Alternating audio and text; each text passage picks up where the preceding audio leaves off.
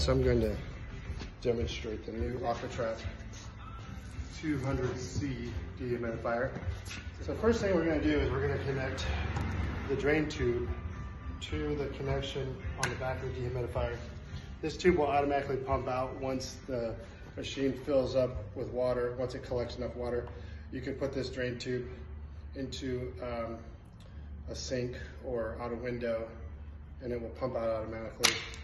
And then we've got the power cord here. So I'm going to connect the power cord.